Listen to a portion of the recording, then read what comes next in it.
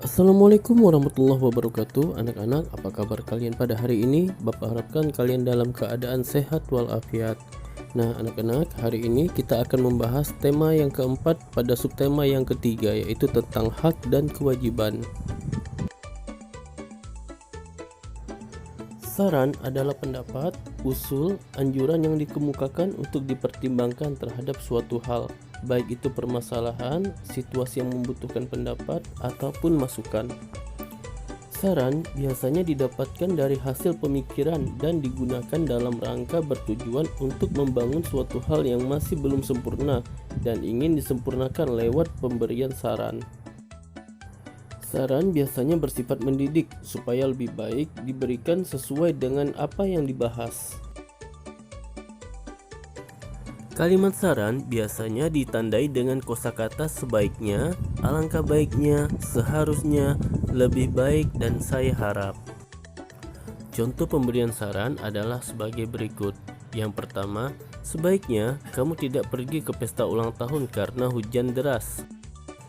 Contoh yang kedua adalah alangkah baiknya kamu tidur lebih awal agar besok kamu dapat bangun lebih pagi dan tidak terlambat datang ke sekolah.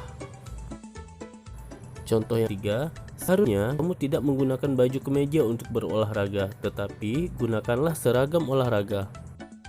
Contoh yang kelima, saya harap kamu tidak mengulangi kesalahan yang sama di lain waktu. Nah, anak-anak, berikut adalah contoh suatu permasalahan dan bagaimana kita memberikan saran terhadap suatu masalah tersebut. Permasalahan yang pertama adalah Lani ingin mengikuti lomba bulu tangkis, tetapi raketnya rusak. Saran penyelesaiannya adalah Lani bisa membeli raket baru atau meminjam pada temannya yang memiliki raket. Contoh permasalahan yang kedua adalah Siti bertugas membaca puisi saat upacara Sumpah Pemuda. Ia belum tahu cara membaca puisi yang baik. Saran penyelesaiannya adalah sebaiknya Siti mulai berlatih membaca puisi, bisa secara langsung maupun melihat video orang yang sedang membaca puisi. Dan contoh permasalahan yang ketiga adalah Edo ingin berhasil dalam belajar, tetapi Edo selalu sibuk dengan bermain. Saran penyelesaiannya adalah sebaiknya Edo melakukan kegiatan belajar dan mengurangi bermainnya.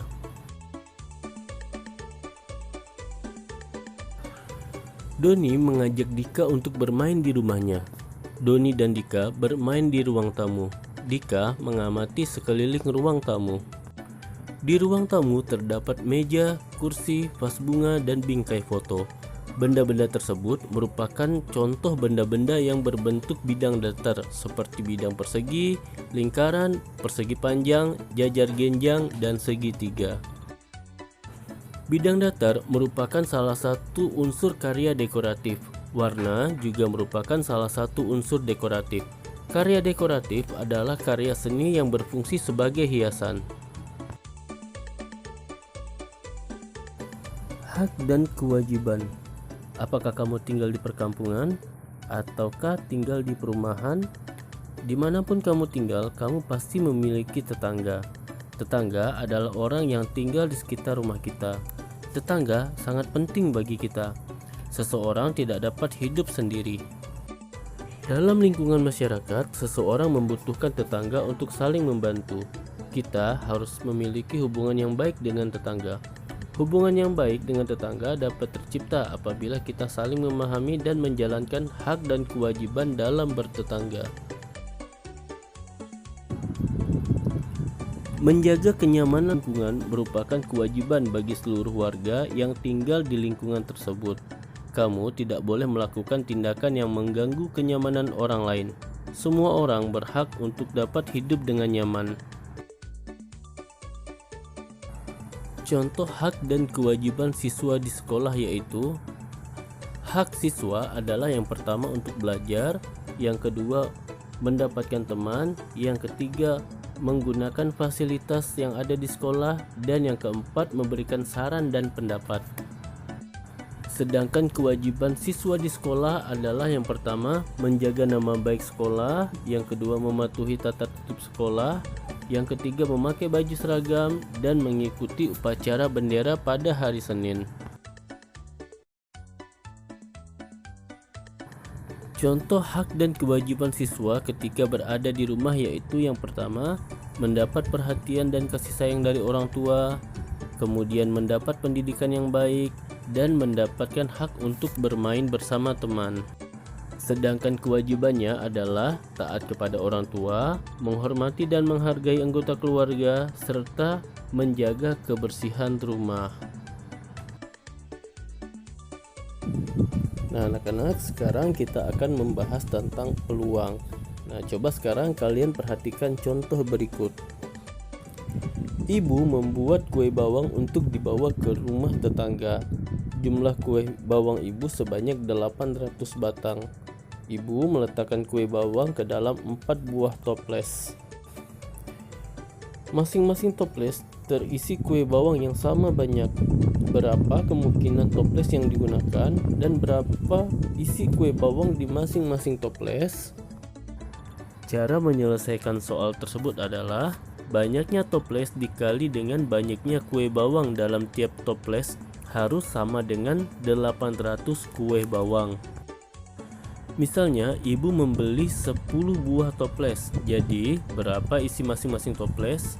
Nah, 10 dikali titik-titik sama dengan 800. Maka jawabannya adalah 80. Jadi, jumlah toplesnya ada 10 dan masing-masing toples berisi 80 kue bawang. Dapatkah kamu mencoba membuat kemungkinan lain? Tentukan banyaknya kue bawang sesuai dengan pilihanmu, berapa toples yang kamu gunakan, dan berapa banyak kue bawang dalam setiap toples. Tuliskan kemungkinan lainnya.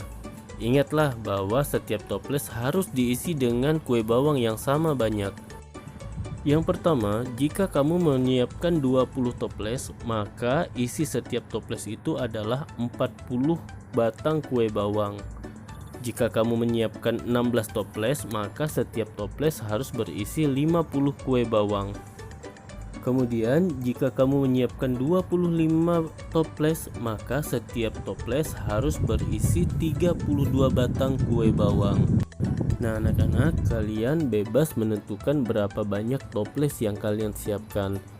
Yang terpenting adalah setiap toples haruslah berisi sama banyak dan total isi kue bawangnya adalah 800. Demikianlah pembelajaran kita pada hari ini. Bapak harapkan pembelajaran hari ini dapat bermanfaat bagi kita semua. Terima kasih. Assalamualaikum warahmatullahi wabarakatuh.